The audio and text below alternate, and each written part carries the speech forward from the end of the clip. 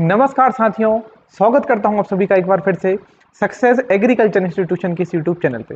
तो जहां बच्चों आज हम जानने वाले हैं किन कॉलेज में आपको हॉस्टल की सुविधा मिलने वाली है। ये तमाम जानकारी इस वीडियो में मैं आपके सामने जो है वो बताने जा रहा हूं। बच्चे क्या करेंगे, जिनके नंबर ज्यादा होते हैं वो ना केवल अच्छे कॉलेज का चुनाव करते हैं, बस इसके साथ साथ वो ये भी देखते हैं कि क्या वहां पे उनको हॉस्टल की सुविधा मिलने वाली है। अधिकतर हमारी जो छात्राएं हैं उनको ये मुसीबत सबसे अधिक आती है। इसलिए अगर हम बात करें तो आपको जबलपुर में जबलपुर में एक नहीं बल्कि 9 हॉस्टल देखने को मिलेंगी। कितनी हॉस्टल मिलेंगी? 9 में बच्चों जो है हमारी गर्ल्स हॉस्टल, ये भी गर्ल्स हॉस्टल की 160 सीटें हैं। फिर जो दूसरी गर्ल्स हॉस्टल में बेटा 32 सीटें हैं, तीसरी गर्ल्स हॉस्टल में 46 सीटें हैं, चौथी गर्ल्स हॉस्टल में 24 सीटें हैं। फिर हो जाती हैं आपकी ये जो है वो 4 श्रेणियां जिनमें बॉयज हॉस्टल है। बॉयज में बेटा एक बॉयज हॉस्टल में 210 सीटें हैं, फिर 180 सीटें हैं, फिर 841 सीटें भी हैं, और फिर बॉयज हॉस्टल में 41 सीटें हैं, और फिर एक हमारी जो बॉयज और गर्ल्स दोनों को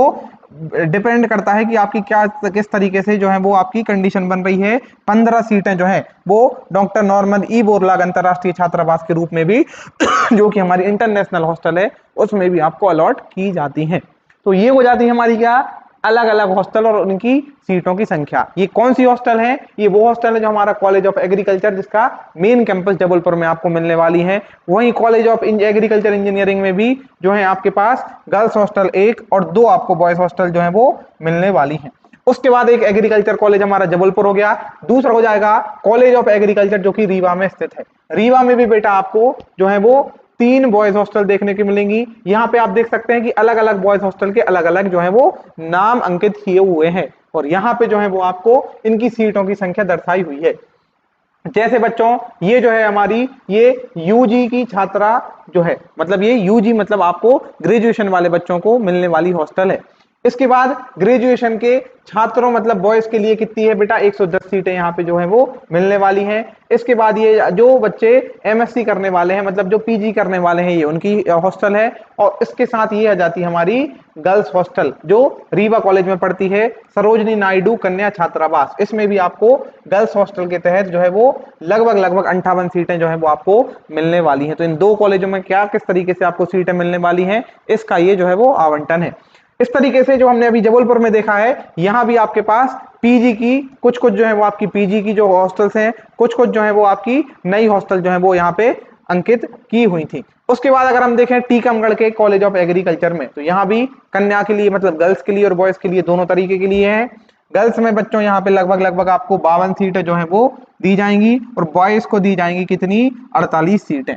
उसके बाद अगर मैं बात करूं गंज बसौदा में, तो गंज बसौदा में भी कन्या और बॉयज दोनों तरीके की जो है वो आपको हॉस्टल देखने को मिलेंगी। गर्ल्स में भी लगभग 48 सीटें आपको यहाँ पे प्रदान की जाएंगी, और बॉयज में भी आपको जो है वो 72 सीटें जो है वो दी जाएंगी। जैसा कि मैंने अभी आपको बताया था कि जो है रेहली के कॉलेज में भी जो है वो आपको क्या मिलने वाला है, वहां भी आपको भी गर्ल्स हॉस्टल की सुविधा मिलने वाली है इस वर्ष से। और ये जब आप अपना एक बार फाइनल अलॉटमेंट लेके एडमिशन कराने जाएं तो वहां जाके भी आप उसको कंफर्म कर सकते हैं। इसके साथ साथ पवारखेड़ा में भी आपको जो है वो गर्ल्स हॉस्टल का जो है वो ऑप्शन दिया जाएगा कि अगर आप चाहें तो गर्ल्स हॉस्टल में अपना एडमिशन ले सकते हैं। इसके साथ साथ ये तो बात हो जाती है बच्चों किसकी, ये बात हो जाती है हमारी जवाहरलाल नेहरू कृषि विश्वविद्यालय के बारे में। इसके बाद अगर मैं बात करूं तो राजमाता विजय राजे सिंधिया कृषि विश्वविद्यालय में भी समस्त जो उनके कॉलेज हैं उनमें आपको जो है वो अच्छे ढंग से हॉस्टल देखने को मिलेगी। सारे ही जितने उनके जो भी सहायक कॉलेजेस हैं, जो भी उनकी ब्रांचेस हैं, हर एक ब्रांच में आपको हॉस्टल की सुविधा देखने को मिलने वाली है।